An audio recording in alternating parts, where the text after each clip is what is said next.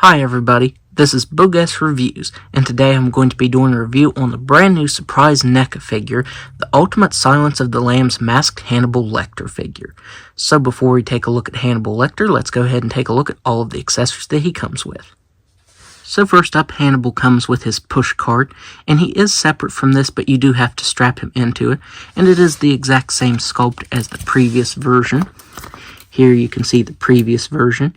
You can see that the wheels and the bottom piece on the new one are black, and the color is silver compared to this flat gray on the original version.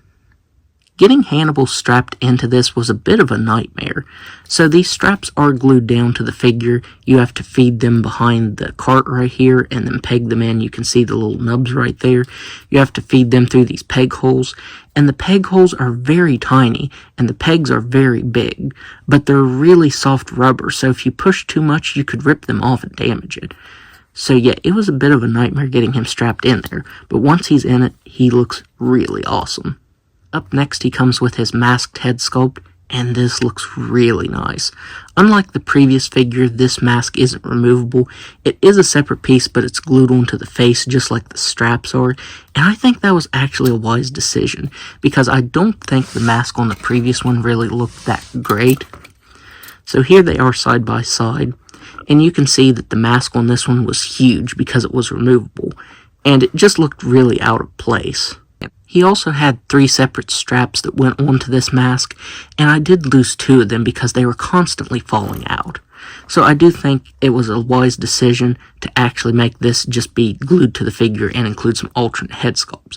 Because you can remove that, and you can see that that likeness is not great of Anthony Hopkins. I feel like you can kind of tell who it's supposed to be, but it's not as good as this new head sculpt. I feel like the hair is also sculpted a lot better.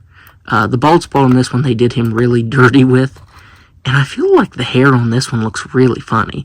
I think this is supposed to be thinning spots right here, or maybe just the way the straps are pulling on the hair. But yeah, it looks really funny because there's hair sculpted there, and they painted skin tone over top of it, so it looks a little bit out of place. Up next, you get this grinning head sculpt, and I feel like it resembles Anthony Hopkins. But something about it is just off, and I can't place what it is. The hairline is also different on this than on the masked version. You can see that this one doesn't have a widow's peak at all, and this one does. It's really odd that the hair is so much different on this. Even on the back here, like they painted a lot of skin tone over top of this, and a little bit of gray. But yeah, it just looks really funny on this one. So yeah, this definitely isn't my favorite head sculpt out of the bunch. Up next, you get my second favorite head sculpt, the Angry Hannibal head, and this one is a spectacular likeness of Anthony Hopkins. It looks great. The only bad thing about it is you can see some skin tone that he's cast in showing through on the teeth right there, and it looks really funny. But other than that, I think this is probably my second favorite head sculpt aside from the masked one. You get some nice textures on the face. It looks like a bit of a subtle reddish tone over top of the cheeks there. And I feel like the hair on the back of the head still could have been painted a little bit better. But yeah, this one looks really good. And finally, he comes with this serious head sculpt. And I think it's a pretty good likeness of Anthony Hopkins as well. This one looks really good with all of the different tones painted over top of the skin, the textures on the skin. It looks really good. The weird thing is, this head sculpt is the darkest head sculpt out of all of these. The skin tone is a different color. I don't know if it's picking up on the camera, but yeah, this head sculpt is a lot darker than the rest. Let's see if it's noticeable here. Yeah, it's really noticeable. So all of these figures have a different hair sculpt and skin tone, and that's really weird. And the top of the hair is sculpted differently. You can see that these 2 head sculpts have the widow's peak right there, and then these 2 don't.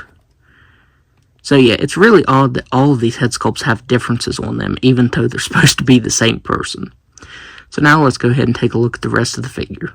The straitjacket on this version is painted so much better. This time it's done in white and has some nice gray paint over top of the wrinkles here, making it look like shading. That looks really good. You can see it right here across the arms, right here on the back. There's paint all over this, and that looks really good. The original version was done in this brownish color. It was done in this brownish color with gray paint over top of it. So yeah, this one looks a lot better. I also think the prison jumpsuit underneath looks really good.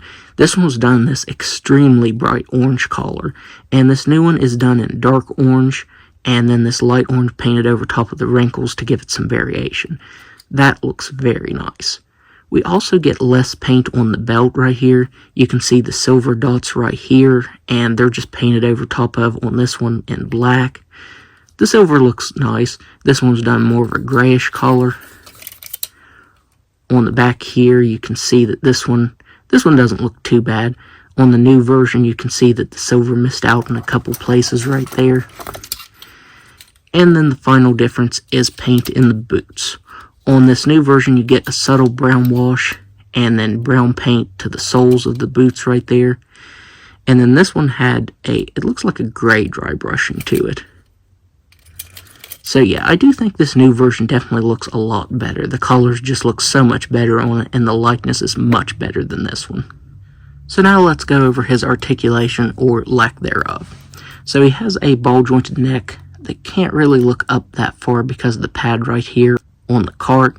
He can look down just a little bit. He can move his head side to side very nicely, and around just a little bit. And he has swivel boots. I think Neca did really good job at hiding the articulation right here because of this strap. But yeah, the feet just move side to side and that's it.